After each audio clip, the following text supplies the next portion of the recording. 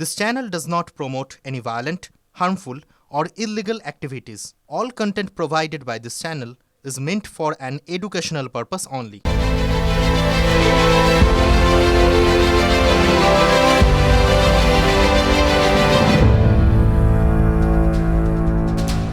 অভিমান তাহলে কমলো। সায়ন্তিকা বন্দ্যোপাধ্যায়ের কথা বলছি। হ্যাঁ, তৃণমূলের সায়ন্তিকা। বরানগরে তাকে প্রার্থী করলো তৃণমূল কংগ্রেস। আবার motivation, lot of motivation, responsibility, excited. বড় দায়িত্ব আমাকে দিয়েছে দিদিমণি দল এবং অভিষেক বন্দ্যোপাধ্যায় আমার উপরে ভরসা রেখেছে এবং আমি তাদের ভরসা রাখার জন্য তাদের যাতে এই আমার উপরে যে ভরসাটা সেটা রাখার জন্য অবশ্যই আমি 100% থাকবো এবং আমি আসছি, আমি তাদের সাথে থাকার জন্যই নিয়ে আসছি। একটা টিকিট, অভিমান বদলে গেল ভরসায়। তাপস রায় লোকসভায় বিজেপির প্রার্থী হওয়ায় বরানগর আসন খালি হয়। লোকসভায় টিকিট পাবেন ভেবে না পেয়ে মন খারাপের কথা মিডিয়ায় জানিয়েছিলেন সায়ন্তিকা। ভালোবাসা থাকলে তো অভিমান থাকবেই, যাকে ভালোবাসবো তার উপরে অভিমান হবে কিন্তু না, মানে অভিমান আছে। আমরা কাজ করলে আমাদের আশা হবে যে আমরা কোথাও না কোথাও পৌঁছাবো, একটু এগোবো। তো সেটা না হলে তখন অবশ্যই সেটা হয়তো মনে দুঃখ হবে, বাস এইটুকুই। ভালোবাসলে তো অভিমান হবেই।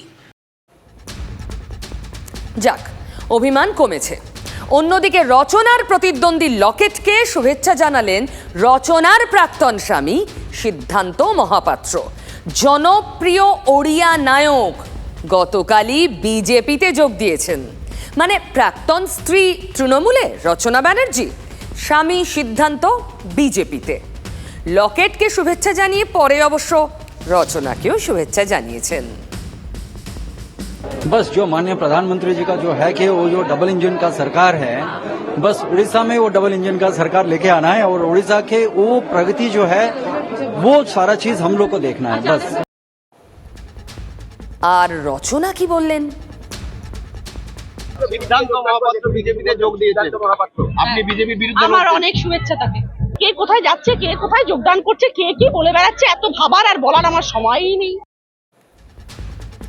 আর ওদিকে দুই নায়কের লড়াইও দিন দিন আকর্ষণীয় হয়ে উঠছে। দেখুন দেব আর হিরণ। দেব গতকাল প্রচারে বলেছেন ঘাটাল মাস্টার প্ল্যান চালু করতে চান দ্রুত, সেই জন্য কমিশনের অনুমতি নেবেন। আচ্ছা, দেব তো 10 বছর ধরে সাংসদ, এতদিন না করে ভোটের বিধি চলছে যখন, তখন কেন? আর কমিশন কি প্রকল্পের অনুমতি দেয়? প্রতিপক্ষ হিরণের প্রচারে এমনিতেই দেব কত খারাপ তার বর্ণনা থাকে, আর এরকম একটা বল পেয়ে হিরণ আর দুবার ভাবেননি।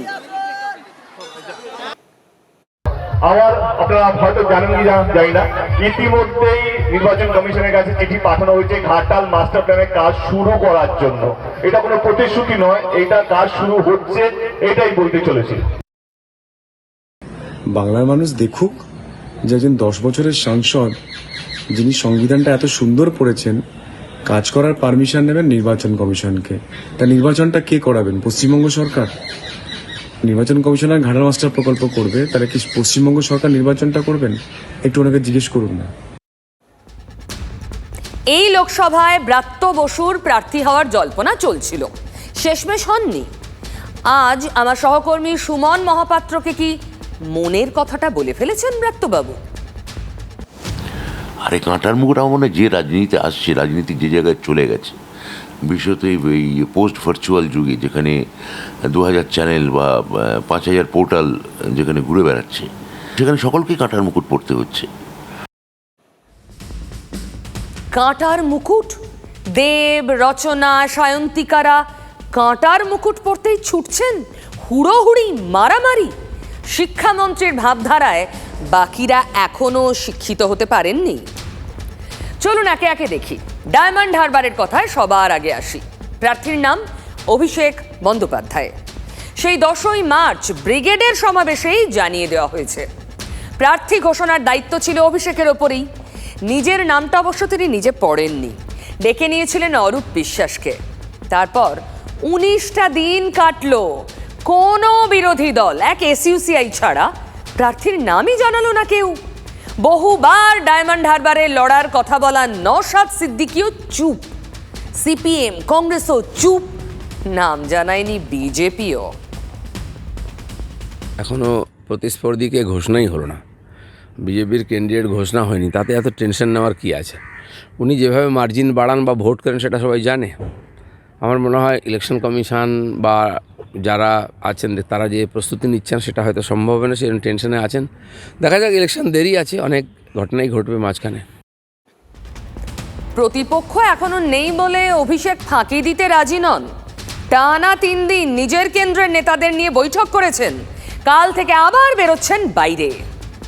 কাল সভা মথুরাপুর কেন্দ্রের ঢোলাহাটে, তৈরি হচ্ছে হেলিপ্যাড। দেখুন, মথুরাপুরে হেলিপ্যাড তৈরি হচ্ছে, অভিষেক বন্দ্যোপাধ্যায় যাবেন বলে, মানে তার হেলিকপ্টার নামবে বলে।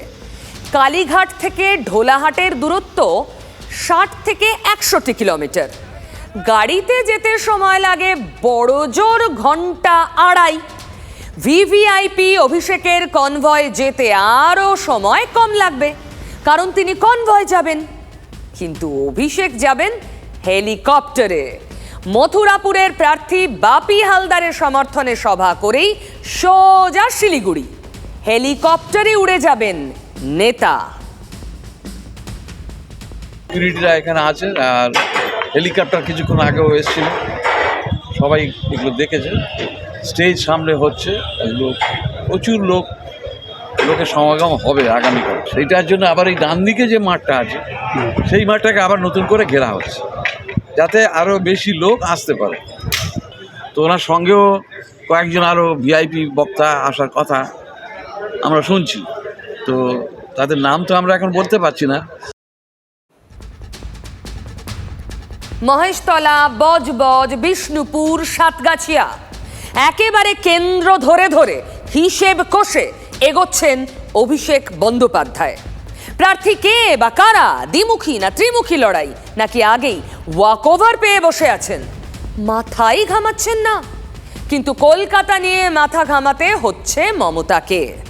কাউন্সিলরদের সতর্ক করে নির্দেশ দিতে হচ্ছে, কাজ করুন, দলের কৌশল মেনে চলুন। কলকাতায় তো এতদিন বিজেপি দাঁত ফোটাতে পারেনি।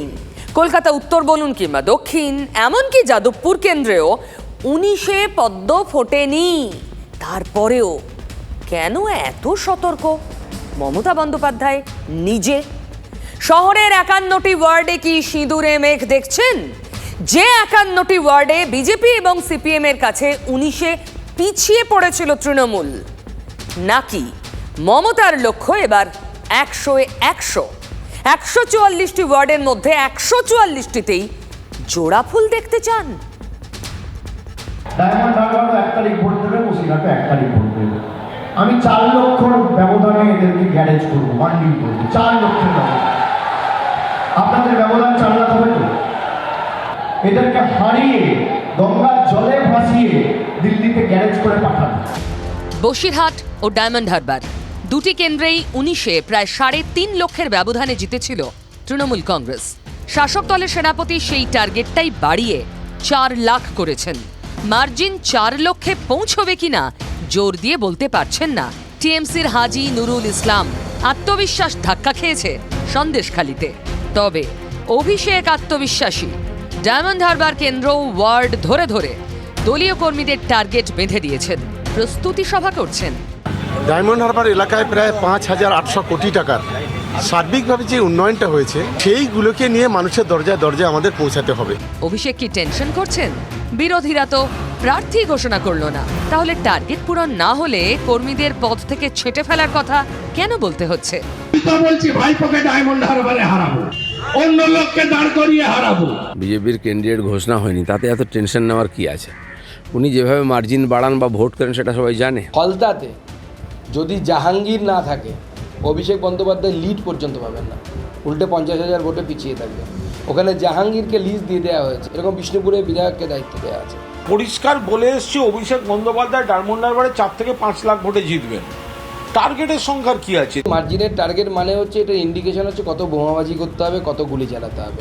আমার মনে হয় ইলেকশন কমিশন বা যারা আছেন তারা যে প্রস্তুতি নিচ্ছেন সেটা হয়তো সম্ভব হবে না, সেই টেনশনে আছেন। প্রার্থী তিনি বলছেন যে সরকার এত কাজ করেছে, এমপি এত কাজ করেছে, ফলে মানুষ যত বেশি ভোট পাওয়া যায় তত ভালো। দলের সেই ভোটের মার্জিন বাড়াতেই কি মমতাকেও কলকাতার কাউন্সিলরদের নির্দেশ দিতে হচ্ছে? দলের কর্মসূচি পালনে এই সময় এত গুরুত্ব কেন? এখন আর এসব বলে লাভ হবে না। কাউন্সিলররা যে পাপ করেছে সেই পাপ উনি খণ্ডাবেন কি দিয়ে? বাংলায় মমতা বন্দ্যোপাধ্যায়কে দেখে ভোট হয়। মমতা বন্দ্যোপাধ্যায়ের মুখ, তার উন্নয়নের কথা নিয়ে আমরা নির্বাচনে মানুষের কাছে যাই, আর আমরা সারা বছর কাজ করি। কাটমানি শব্দটার উৎপত্তি কিন্তু কোনো বিরোধীদের মুখ থেকে নয়। কাটমানি শব্দটার উৎপত্তি তিনি বলেছিলেন নিজেই, ইনিই বলেছিলেন আমপানের পর। ভোটের ইতিহাস থেকে, যতদিন থেকে পৃথিবীতে ভোট শুরু হয়েছে, আপনি আমায় বলুন কোন প্রার্থী বা কোন দলনেতা মিটিং করে বলেছে লিড চাই না, আমাকে হেরে যেতে হবে? কে বলেছে? যে পথে মোদিজি গমন করেন সেই পথেই মমতা গমন করছেন। মুখ্যমন্ত্রী তেমন করে তৃণমূলের নেতাদের ফোন করে করে চেষ্টা করছে যাতে তারা উৎসাহিত হয়। সারা বছর মানুষের সাথে জনসংযোগে থাকেন, নির্বাচনের আগে সেই জনসংযোগটা ঝালিয়ে নেওয়া। যে স্টুডেন্ট সারা বছর পড়াশোনা করে পরীক্ষার আগের রাতে একটু পুরনো পড়াগুলো ঝালিয়ে নেয়, আমাদের নেত্রী সেই ঝালিয়ে নেওয়ার কথাটাই বলেছেন। তাহলে কোনটা ঠিক? শাসক কর্মীদের উদ্যমে সত্যি কি ভাটা পড়েছে? কদিন আগে শাসক দলেরই তো এক বিধায়ক বলেছিলেন তৃণমূল কর্মীরা ভোট চাইতে লজ্জা পাচ্ছে, নাকি জনসংযোগ ঝালিয়ে নেওয়ার শেষ বেলার প্রস্তুতি? এখন অবধি যা বুঝেছেন তাতে ভোট জুড়ে সন্দেশখালি আর কিছুটা দুর্নীতি, মূলত নিয়োগে দুর্নীতি, শিক্ষায় নিয়োগে দুর্নীতি। সেই কালিটাও তো ঝাড়তে হবে ভোটের মুখে, তাই নয়া প্রতিশ্রুতি আবার। এভাবেই বিরোধীরা অন্তত দেখছে, কারণ শিক্ষামন্ত্রী ব্রাত্য বসু 7 দিনের একটা ডেডলাইন দিয়েছেন। যদি জট কাটে মাত্র 7 দিন, সঙ্গে সঙ্গে চাকরি। খুঁড়োর কলের মতো ঝুলছে নাকি সামনে শিক্ষক পদ? হাতে আসে না, শুধু প্রতিশ্রুতি। এবার আবার রাজ্যের শিক্ষামন্ত্রীর গলায় আশ্বাসবাণী, খুব শিগগিরই জট খুলবে তার বিশ্বাস। ব্রাত্য বসু কি বলেছেন জানেন? যদি জট খোলে 7 দিন, সঙ্গে সঙ্গে চাকরি। ভোটের মুখে আবার 7 দিনের একটা প্রতিশ্রুতি। 1 সপ্তাহ মাত্র সময় লাগবে চাকরির দরজা খুলতে। প্রশ্ন হলো, এ কথা আর কতবার শুনবেন চাকরি প্রার্থীরা? কথা আর কাজ দুটো এক জায়গায় এসে কবে মিলবে? এই একটা প্রশ্নেরই উত্তর আমরাও খুঁজছি।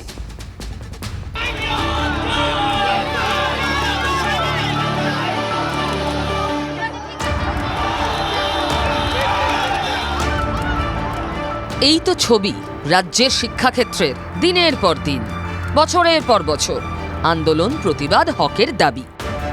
আমরা পরীক্ষায় ভালোভাবে রেজাল্ট করেছি, আমরা চাকরিটা পাওয়ার যোগ্য। আমাদের কি অন্যায়, কি ভুল? আমাদেরকে নিয়োগ দেওয়া তো দূরে থাক, আমাদের হাতে একটা কাঁচা কলা যেটা খাওয়া যায় না। সরকার আমাদের নিয়ে বারে বারে প্রতারণা করে গেছে, দিনের পর দিন আমাদের প্রতিশ্রুতির নামে প্রতারণা। তাই জন্য আজকে হাতে এই কাঁচকলা আর ললিপপ। চাকরি চাই বললে কি আর পাওয়া যায়? নিয়োগ নিয়ে চাকরি প্রার্থীদের সঙ্গে দফায় দফায় বৈঠক তো প্রশাসনও করেছে, খোদ মন্ত্রী করেছেন, শিক্ষা দফতর করেছে। তার মধ্যেই বারবার ঘুরে ফিরে এসেছে আশ্বাসবাণী, অপেক্ষা। রাজ্যের শিক্ষামন্ত্রীর গলায় এবার নতুন ভরসা। যে যাচ্ছে মহামান্য আদালত যার কোর্টে আছে সেটাই শিগগিরই রায় দিয়ে দেবেন, এবং যেভাবে রায় দেবেন আমার মনে হয় যে জটও খুব শিগগিরই খুলে যাবে। প্রাইমারির জট খুলে গেছে, আর আমরা হেডমাস্টার রিক্রুটমেন্ট করতে যাচ্ছি, এবং বাকি যে পড়ে থাকে এসএলএসটি তার জটও আমরা ভোটের পরে খুলে ফেলবো। চাকরি হবে বলছেন মন্ত্রী মশাই, কিন্তু জট কাটার পর তা কতদিনে? এবার সেটা খানিকটা কি স্পষ্ট করলেন? দেখুন, এইভাবে তো আমি বলতে পারবো না, সেটা আমাকে এসএসসির সঙ্গে কথা বলতে হবে। আপনার অ্যাপ্রোচ, আমি এসএসসির সঙ্গে এই নিয়ে আমাদের দীর্ঘ মিটিং করেছি, আমরা বলছি যে 7 দিনের মধ্যে পারবো। অর্থাৎ আদালত পথের কাঁটা সরিয়ে দিলেই 1 সপ্তাহে কাজ শেষ। কিন্তু যে চাকরি প্রার্থীরা না জানে কত শত শীত, গ্রীষ্ম, বসন্ত পথেই কাটিয়ে ফেললেন এই চাকরির দাবিতে, শিক্ষক হওয়ার স্বপ্ন নিয়ে, তারা কি এত সহজে বিশ্বাস করছেন? দেখুন, সামনে ভোট, ভোটের আগে প্রতিশ্রুতি সব নেতারাই দেন, এটাও তেমনই কিছু নয় তো। ওটা আর ব্রাত্য বসু নেই, ওটা এখন ভৃত্য বসু হয়ে গেছে। ব্রাত্য বসু নেই, ওটা এখন ভৃত্য বসু হয়ে গেছে। শাসকের আশ্বাস, বিরোধীদের অবিশ্বাস, এই তো চলছে। শিক্ষক পদপ্রার্থীরা চান শুধু একটা জবাব, চাকরিটা কবে?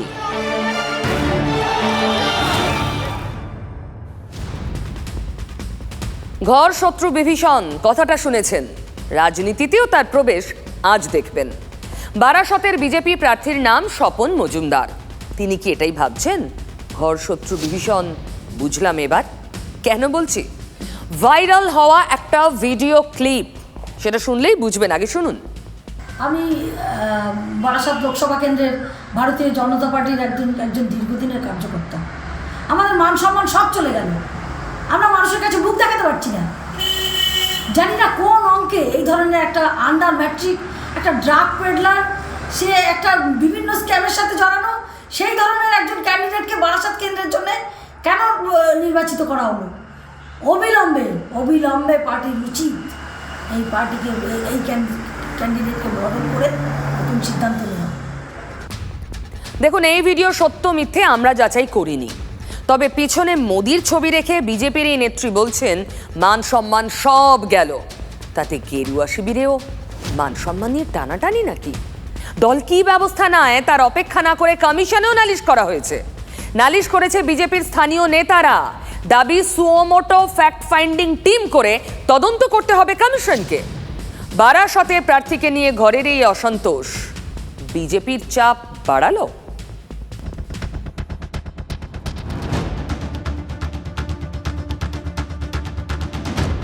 বারাসতের প্রার্থীকে নিয়ে কদিন আগেই এক্স স্যান্ডেলে একটি পোস্ট করেছিলেন কুণাল ঘোষ, যার মধ্যে বক্তব্য ছিল বিজেপির কি প্রার্থী কম পড়িয়েছে? না হলে মাদক পাচারে 10 বছরের জেলে নির্দেশ হওয়া ব্যক্তি বারাসত কেন্দ্রে প্রার্থী হন কি করে? জাতীয় নির্বাচন কমিশনকে লেখা বিজেপির চিঠিতেও একই প্রশ্ন, অর্থাৎ বারাসতের প্রার্থী নিয়ে বিজেপির অন্দরেই অসন্তোষ। চিঠিতে সই রয়েছে অশোকনগরের বিজেপির কোইনচার্জ সুভাষচন্দ্র রায়, অশোকনগরের বিজেপি নেত্রী উৎপলা বিশ্বাসের। হলফনামায় মাদক সংক্রান্ত মামলার তথ্য কি স্বপন মজুমদার জেনে শুনে বাদ দিয়েছেন? ওনার নামে এতগুলো কমপ্লেন রয়েছে যে উনি ড্রাগ পেডলার বা স্মাগলিং এসবের সাথে জড়িত, এবং বনগাঁতে আমাদের বাড়ি আছে, প্রচুর লোকজন আছে আমাদের, তাদের কাছে সবসময় শুনছি তাদের ওনার সম্পর্কে এরকম কথা। এগুলো হয় মানে সুস্থ মস্তিষ্কের মানুষ করতে পারে না। এখনও আমি নির্বাচন কমিশনে হলফনামাই দায়ের করিনি, এফিডেভিট দায়ের করিনি, তা কিসের ভিত্তিতে ওরা চ্যালেঞ্জ করে? শুনলেন তো, অভিযোগকারীদের মানসিক সুস্থতা নিয়ে পাল্টা প্রশ্ন বারাসতের বিজেপি প্রার্থীর। যারা নির্বাচন কমিশনকে নালিশ করেছে তাদের মাথায় কোনো গণ্ডগোল আছে, তারা জানেই না নিয়ম শৃঙ্খলা আইন কানুন সম্পর্কে কিছুই জানে না। বিজেপি করলে কি হয়েছে? বিজেপি করলে আমার চোখের সামনে একটা অন্যায় হবে, আমি সেটা মেনে নেব। কিন্তু বদল করতে হবে, অনেক জায়গায় হয়েছে আমাদের, এটা তো নতুন নয়। এতে কিছু হবে না। কথা শুনেই বুঝলেন প্রার্থী কনফিডেন্ট, বিরোধিতায় কাজ হবে না।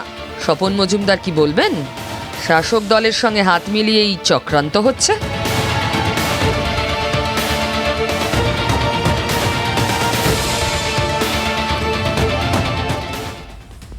দেখুন, প্রার্থী পছন্দ হয়নি, ঘরের ঝামেলায় কমিশনে গেছে বিজেপি। আবার বিজেপির বিরুদ্ধে কমিশনে গেল তৃণমূল, তাও দিল্লিতে। অভিযোগ মোদিকে নিয়ে, প্রধানমন্ত্রীকে নিয়ে। ডেরেকের বক্তব্য, প্রধানমন্ত্রী নিজেই নির্বাচনী বিধি মানছেন না, কৌশলে 3000 কোটি টাকার অনুদান ফেরানোর কথা বলে বিধি ভঙ্গ করেছেন। এরপরেও মোদির বিরুদ্ধে কমিশন ব্যবস্থা নেবে না, প্রশ্ন করেছেন ডেরেক ওব্রায়ান। শুক্রবার ডেরেকের নেতৃত্বে তৃণমূলের 5 সদস্যের দল কমিশনে গিয়েছিল। অভিযোগ করা হয় কেন্দ্রের এজেন্সি নিয়েও ভোট প্রচারে বাধা দিচ্ছে ইডি, সিবিআই। বিভিন্ন ইলেকশন নির্বাচন বিগত দিনগুলোতে হয়েছে, এরকম দেখা যায়নি যে নির্বাচন চলছে, প্রচারে সকলেই ব্যস্ত, প্রক্রিয়া চলছে, তার মধ্যে এসে উপস্থিত সিবিআই, ইডি, আইটি, এনআইএ কে নয়, আর সকলেই পশ্চিমবাংলা এসছে। বিজেপি সাজিয়ে দিচ্ছে নামের লিস্ট তৃণমূল কর্মীদের, যে এদের ধরতে হবে, এদের এলাকা ছাড়া করতে হবে, এদের ব্যস্ত রাখতে হবে, এদের উপর মানসিক চাপ দিতে হবে। এই সমস্ত এজেন্সিসগুলো বিজেপির কোন যে সত্তাধারী পার্টি যে আছে, ক্ষমতাসীন দল, তাদের কাছে পৌঁছচ্ছে না। একটু আগে বলছিলাম না ডায়মন্ড হারবারের কথা, টার্গেট দিচ্ছেন ওয়ার্ড ধরে ধরে অভিষেক বন্দ্যোপাধ্যায়। আচ্ছা, এই কেন্দ্রে কি হবে? প্রার্থী হবেন তিনি, নওশাদ সিদ্দিকী। এই প্রশ্নের উত্তরটা ঝুলেই থাকলো নওশাদের ক্ষেত্রে। স্পষ্ট উত্তর এখনো নেই। ইন্টারভিউ করেছি আমরা, প্রশ্ন সোজা সাপটা, কিন্তু উত্তর শুনুন। দেখুন, আমি প্রথম দিনে যেরকম এনার্জি ছিল আজকে ওই রকম একই এনার্জি। দুর্নীতির যাদের দ্বারা সংগঠিত হয়েছে তাদের মাথাগুলোর মধ্যে একজন তো অভিযোগ আছে তার নামে, ঠিক একইভাবে তাকে যেমন হারানোর জন্য মনস্থির করেছি, সেই সাথে সাথে যারা বিভাজনের রাজনীতি করছে, ধর্মের বেসিসে মানুষকে ভাগ করার চেষ্টা করছে, সেই বিজেপির বিরুদ্ধে আমরা সমভাবে লড়াই আছি। সুতরাং আমি আমার অবস্থান এখনও সেই জায়গাতেই আছি। দল অনুমোদন দিলেই আমি প্রস্তুত থাকি, মানে প্রস্তুত আছি। দল অনুমোদন দিলেই আমি লড়াই নেমে যাবো। দলের তরফ থেকে কোনো অনুমোদনের বার্তা না, পেয়েছেন? এখনও আলোচনা ওই স্তরে আছে, আমার রিজার্ভ আছে আমারটা, কারণ বেশ কিছু জনকে দল অনুমোদন দিয়েছে কন্টেস্ট করার জন্য, আবার বেশ কিছু জনের রিজেক্ট করেছে প্রোগ্রাম আনুষঙ্গিক বিষয়ের জন্য। আচ্ছা, নওশাদের দলের সর্বোচ্চ নেতার নাম নওশাদ সিদ্দিকী। উনি কার অনুমতির জন্য অপেক্ষা করছেন? দলের কোন গণতন্ত্রের কথা বলছেন? আর বাম আর আইএসএফ এর মধ্যে বোঝাপড়া, সমঝোতা আর কবে হবে? ভোট হয়ে যাওয়ার পর? নাম ঘোষণা হয়েছে 10 মার্চ ব্রিগেড প্যারেড গ্রাউন্ডে। তারপর আজ 29 তারিখ, 19টা দিন কেটে গেল। আসানসোলে তৃণমূলের প্রার্থী শত্রুঘ্ন সিনহা এখনো খামোশ কেন?